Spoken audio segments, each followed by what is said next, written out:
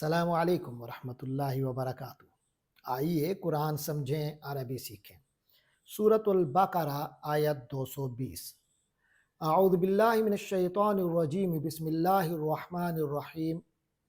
فی الدنیا والآخرہ ویسألونک عن الیتامی قل اصلاح لہم خیر وان تخالطوہم فاخوانکم واللہ یعلم المفسد من المصلح ولو شاء اللہ لعنتکم ان اللہ عزیز حکیم۔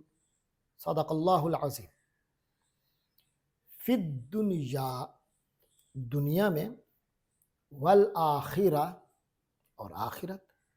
فی الدنیا والآخرہ، دنیا میں اور آخرت میں، دنیا کے بارے میں بھی اور آخرت کے بارے میں بھی۔ وَيَسْأَلُونَكَ، اور یسألونکا، وہ لوگ آپ صلی اللہ علیہ وسلم سے پوچھتے ہیں، سوال کرتے ہیں۔ عن الیتامی،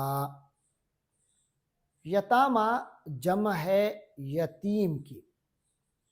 یتیم وہ شخص ہے جس کا سہارا چھن جائے، باپ، نابالغ عمر کا وہ بندہ جس کی بچہ جس کا باپ چلا جائے تو اس کا سہارا چھن جاتا ہے۔ تو وہ لوگ آپ سے وَيَسْأَلُونَكَ عَنِ الْيَتَامَى، اور وہ لوگ آپ سے یتامہ کے بارے میں، یتیموں کے بارے میں پوچھتے ہیں۔ قل، کہہ دیجئے، اصلاح، خیر خواہی کرنا، بھلائی چاہنا، بھلا کرنا، لہم، ان لوگوں کے لیے، خیر، بہتر ہے۔ اصلاح لہم خیر، یہ جو یتیم ہیں ان کے ساتھ بھلائی کرنا یہ بہت اچھا ہے، بہت ضروری ہے، بہتر ہے۔ وَإِن تُخَالِطُوهُمْ، وَإِن، اور اگر، تُخَالِطُوهُمْ، خلط سے ہے، کیا ہے اردو میں خلط ملط کرنا، خالاطہ، اس نے مکس کر دیا، خالاطہ، انہوں نے آپس میں مکس کیا، یخالطو، وہ آپس میں مکس کرتا ہے، تخالطو، تو آپس میں مکس کرتا ہے کسی کے ساتھ، تخالطونا، تم سب مکس کر دیتے ہو۔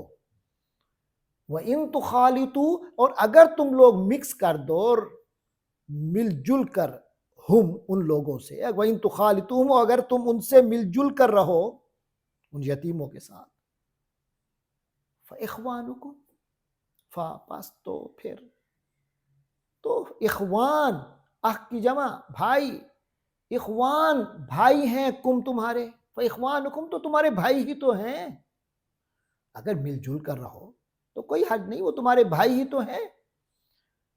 واللہ یعلم، اور اللہ یعلم، جانتا ہے، المفسد، فسادی کو، خرابی پیدا کرنے والے کو، مفسد، افساد سے، فساد پیدا کرنا، خرابی پیدا کرنا، بگاڑ پیدا کرنا، المفسد، بگاڑ پیدا کرنے والے، خرابی پیدا کرنے والے کو، واللہ یعلم، اللہ جانتا ہے۔ المفسد، خرابی پیدا کرنے والے کو، من، اسے بڑا علیحدہ رکھتا ہے اللہ، المصلح، مصلح سے، اصلاح کرنے والا، خیر خواہی کسی کی چاہنے والا۔ تو واللہ یعلم المفسد من المصلح، یعنی اللہ خوب جانتا ہے کہ کون معاملات بگاڑنے والا ہے اور کون سنوارنے والا ہے، ان کے درمیان جو فرق ہے اللہ جانتا ہے، کون کس چیز کیسا ہے، اللہ دونوں کو علیحدہ علیحدہ رکھے گا۔ وَلَوْ شَاءَ اللہ، اور لو، اگر، شاء، چاہا، اللہ، اللہ نے، وَلَوْ شَاءَ اللہ، اور اگر اللہ ایسا چاہتا کہ کیا، لَعَانَتَكُمْ، لام تو اعناتا، مشکل میں اس نے ڈال دیا، اس نے مشکل میں ڈالا، عنت، تم سے، عنت کی معنی تکلیف، مشقت، اعناتا، اس نے مشقت میں ڈالا، لعانتا تو وہ مشقت میں ڈالتا کم تم لوگوں کو، وَلَوْ شَاءَ اللَّهُ لَعَانَتَكُمْ اور اگر اللہ چاہتا تو تمہیں مشکل میں ڈال دیتا۔ ان اللہ عزیز حکیم، یقیناً اللہ عزیز ہے، زبردست ہے، اقتدار والا ہے، حکیم حکمت والا ہے۔ ان اللہ عزیز حکیم، یقیناً اللہ تبارک و تعالی کا اقتدار بھی کامل ہے اور اس کی حکمت بھی کامل ہے۔ اس آیات کے دو حصے ہمیں نظر آ رہے ہیں، ایک ہے فی الدنیا والآخرہ، پھر اس کے بعد شروع ہو رہا ہے وَيَسْأَلُونَكَ عَنِ الْيَتَامَى سے ایک سوال اور پھر اس کا جواب۔ جو فی الدنیا والآخرہ ہے اس کا تعلق پچھلی آیت سے ہے۔ آپ کو یاد ہوگا کہ پچھلی آیت میں تھا کَذَلِكَ يُبَيِّنُ اللَّهُ لَكُمْ آیَاتِهِ،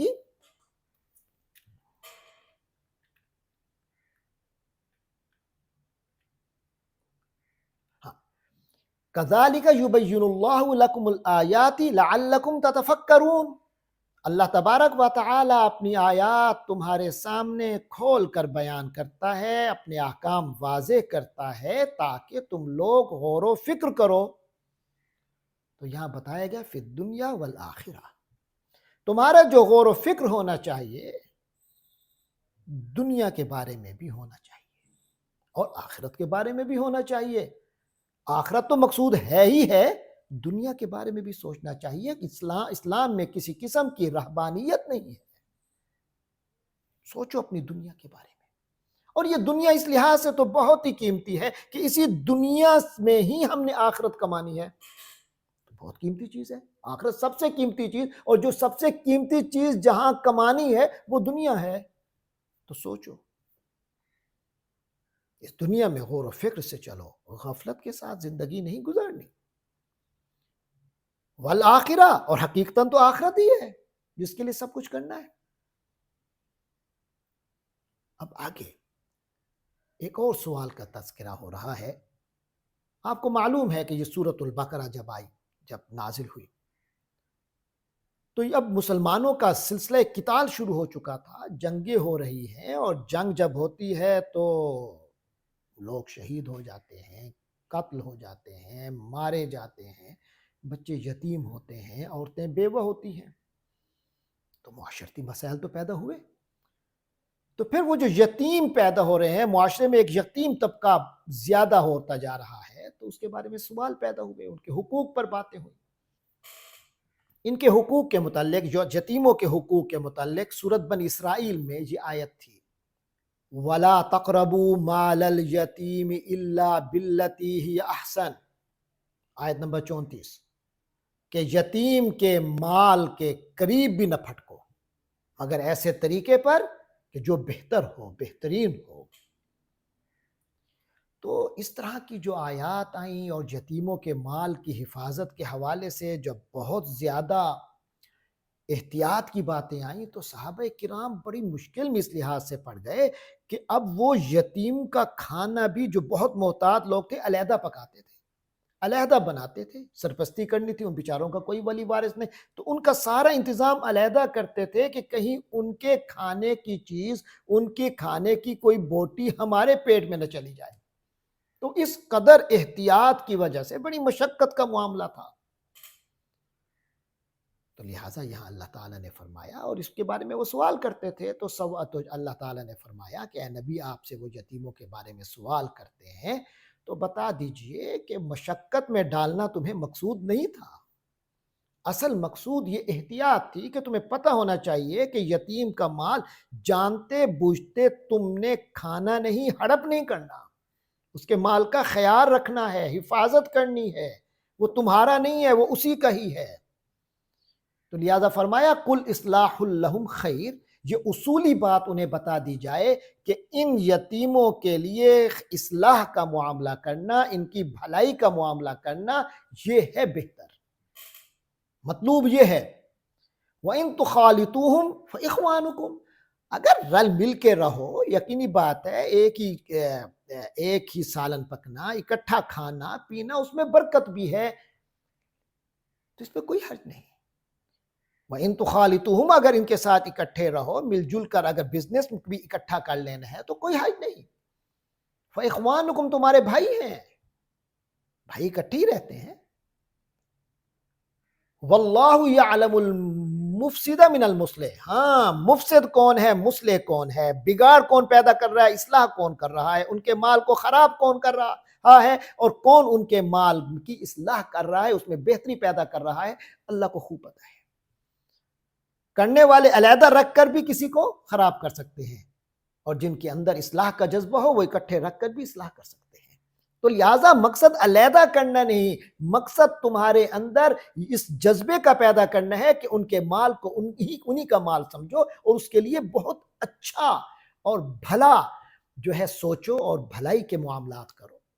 ان کے ساتھ کاروبار مت کر رہے ہو تو ان کے کاروبار کا خیال رکھو اور ان کا پورا لحاظ رکھو، ان کا حق ان کو دو. یہ نہیں کہ یتیم نہیں، یتیم ہے کوئی ان کا پوچھنے والا نہیں تو خیر ہے میں ہی ہڑپ کر جاؤں گا یا میں زیادہ لے لوں گا، ایسا نہیں. ان کے حقوق کا خیال رکھو. تو کون ان کے حقوق کو پامال کر رہا ہے، کون ان کے حقوق کا خیال رکھ رہا ہے، اللہ کو پتہ ہے.